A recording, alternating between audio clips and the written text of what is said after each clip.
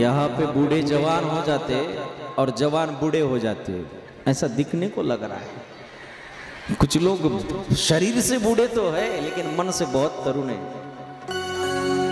भगवान महादेव की मस्ती में पूरा तन मन अर्पण कर दिया ऐसा लगता है कुछ कुछ लोगों ने।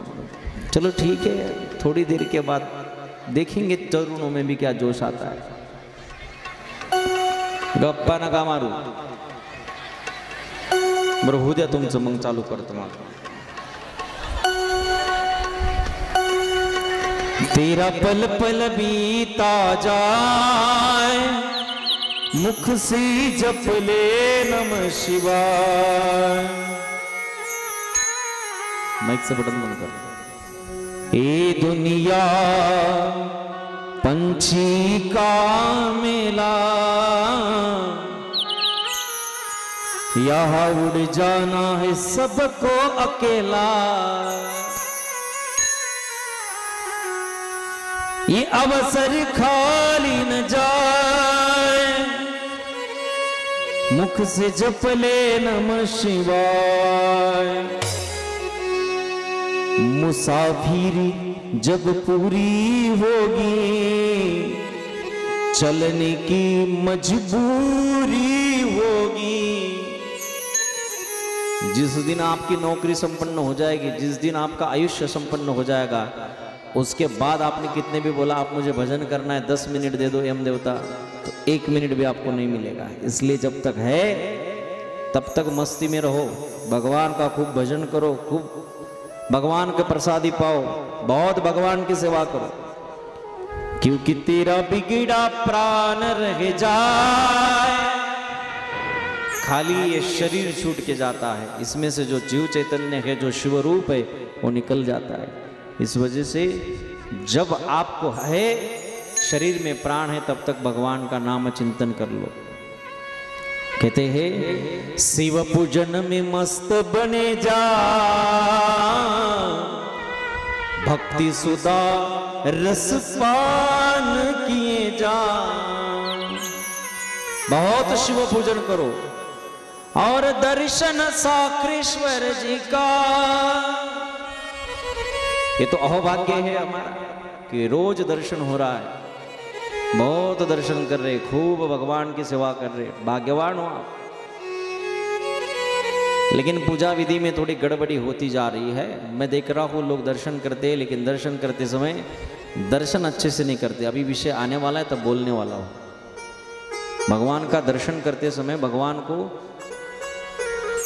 कैसे, भगवान के ऊपर हाथ रखना है, ये भी बताने की जरूरत है। कुछ कुछ लोग ऐसा रगड़ते उसको, भगवान आहे। काही लोक तर त्याच्यावरच लोटा ठेवतात देवावर, पाहिलंय मी म्हणून बोलतो। असं करू नका, साखरेश्वर भगवान साखरेश्वराला त्रास देऊ नका बरं। आज मी दर्शनाला गेलो, काल एकाने लोटाच ठेवलेला होता त्याच्यावर, पहिलेच महादेवाच्या पिंडीवर। असं चुकू नाही करू नका माय बाप, ते आपलं आराध्य दैवत आहे।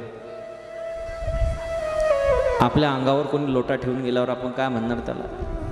हा,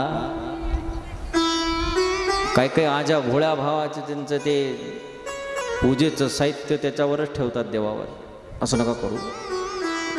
आज पूजाविधी आहेच, त्याच्यामुळे आज विस्तृत सांगणार आहे महादेवाला कशी पूजा करायची, महादेवाला कसं पाणी घालायचं। याला प्रत्येक गोष्टीला शास्त्र आहे, विदाऊट शास्त्राचं काहीच नाही। म्हणून त्या ठिकाणी सांगितलेलं आहे की जीवन आपलं व्यथित होत चाललंय। जीवन कोणासाठी थांबत नसतं मायबाप, पण याच्यातून जो भक्ती करतो आणि भगवंताला प्राप्त करून घेतो तेच खरा माणूस आहे। आणि म्हणून त्या ठिकाणी सांगितलेलं आहे, सुजी महाराजांनी प्रश्न विचारला, महात्मन कोण कोण भगवान शंकरजींची पूजा त्या ठिकाणी करू शकतो? तर सांगितलेलं आहे कोणीही भगवान शंकरजीची पूजा करू शकतात। वरुषाणांच नारीणाम धिकारो तत्र निश्चितम। स्त्रीही भगवान भोलेनाथजींची पूजा करू शकतात, लहान मुलंही भगवान भोलेनाथजींची पूजा करू शकतात, मोठेही करू शकतात, सगळे करू शकतात। आपण ज्या देवाची भक्ती करतो त्या देवापर्यंत जीवात्मा जाण्यासाठी भगवंताने कधीही त्या ठिकाणी असं म्हटलं नाही की हाच माझ्याकडे या, तोच माझ्याकडे या. मानव देहामध्ये आलेल्या प्रत्येक जीवाला भगवान महादेवाच्या पूजेचा अधिकार आहे. पुढचं बोलू का? महादेवाच्या पूजेचा अधिकार जर राक्षसाला आहे तर आपल्याला का नाही? रावण कोण होता? राक्षस.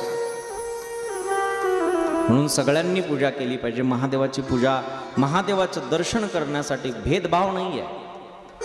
साखरेश्वराचं मंदिर हे कोण्या एकट्यासाठी बांधलेलंच नहीं है, सबके लिए खुला है ये मंदिर हमारा. यहाँ पे कोई भी आ सकता है, कोई भी दर्शन कर सकता है और कोई भी भगवान का स्वरूप का आनंद ले सकता है. यहाँ पे अकेले के लिए तो नहीं है. नहीं तो बोर्ड लगाया होता पहले से, यहाँ सिर्फ हम आ सकते, बाकी की मत आओ. लेकिन ये सब के लिए खुला है, किसी एक के लिए नहीं होता. म्हणून महादेवाची पूजा सगळेजण करू शकतात. मनुष्य जन्मात आल्यानंतर जीवाने भगवंताची भक्ती करणं अत्यंत गरजेचं आहे. जो जशा पद्धतीने भक्ती करतो तो त्या योनीला प्राप्त होतो. सूतजी महाराज शौनकादिकांना सांगतात, मनुष्य देह जंक्शनचं ठिकाण आहे. जंक्शन म्हटलं की जिथून अनेक ठिकाणी गाड्या जातात. आपको कहाँ जाना है ये आप पहले से ठहरा सकते हो. ज्याला भूत योनीला जायचं आहे त्याने भूताची भक्ती करा. जो पैशाची भक्ती करतो तो नागोबाच्या योनीला जातो. काही लोकांना पैसा ही परमेश्वर आहे. एकाने तर मला असं वाक्य बोलला होता, महाराज पैसा देव नाही म्हणे, पण देवापेक्षा काही कमी नाही. पैसा देवापेक्षा कमी नाही आहे. पण एक लक्षात ठेवा, अब्जोवधी रुपये कमवले, करोडो रुपये कमवले तरी सुद्धा त्याच्यातला 1 रुपया सोबत जाणार नाही. पण महादेवाचं एकदा जरी दर्शन केलं तरी सुद्धा महादेव तुम्हाला सोबत घेऊन जाते. मग पैसा श्रेष्ठ का देवाचं भक्ती श्रेष्ठ? भगवंताची भक्ती श्रेष्ठ. बरं काय गॅरंटी आहे? काय गॅरंटी आहे की आपण गेल्यानंतर आपले मुलं कमवलेल्या पैशाने आपली 13वी करणारच? एक पेपर मध्ये बातमी वाचली मी. 7-8 दिवस झाले आणि आमचा शुभम पण सांगत होता मला, एका माणसाने, तूच सांगत होता ना 13वी जिवंतपणेच केली म्हणे. त्याने जिवंतपणेच 13वी केली. 13वी केली म्हणजे काय केलं? सप्त्यातला महाप्रसाद तोच घालायचा दरवर्षी. पोरं करतील की नाही करतील म्हणे, मी रोज महाप्रसाद घालतो दरवर्षी. हीच माझी 13वी समजून गावाला जीव घालतो. आपण गेल्यावर काय खरंय? आप मरे पीछे डूब गई दुनिया. कोण काय करणार आहे आपल्या पाठीमागे? अरे इकडे आपलं 10 दिवस होत नाहीत तर इकडे हिस्सा वाटण्यासाठी भांडणं लागतात. असं मी घरं पाहिलेत. मुलगी म्हणते मी सिग्नेचर देणार नाही, माझ्या नावाने 2-3 एकर करावं लागेल तेव्हा मी सही देईन. समृद्धी गेल्यापासून तर कोणाची बहीण नाही, कोणाचा भाव नाही. जेवढी चांगली समृद्धी देवाने आणली तेवढे माणसं लांब लांब गेलेत. मात्र हे तितकंच खरं आहे.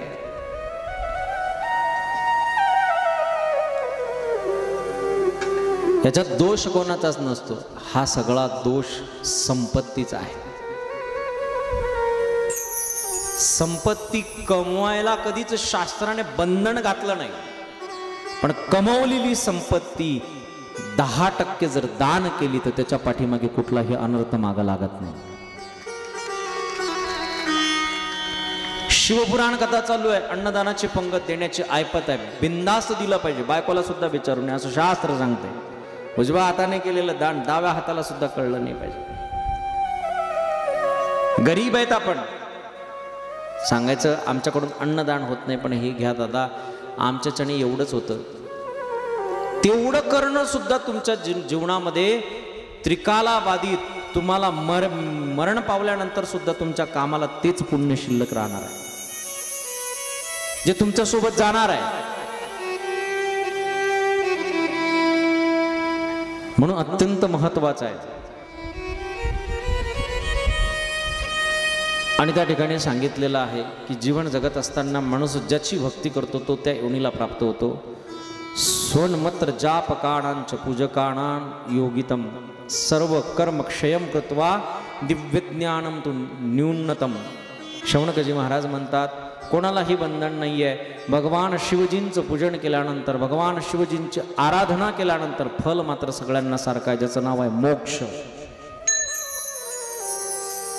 धर्म अर्थ काम मोक्ष शिवा देखता प्रत्यक्ष. सांगू तुम्हाला पुढचं, नुसतं तुम्ही भगवंताची पूजा जरी नाही केली, नुसतं एवढं जरी म्हटले ना, शिव शिव, जरी तुम्हाला ओम नमः शिवाय म्हणता नाही आलं, शिव शिव जरी म्हटले तरी सुद्धा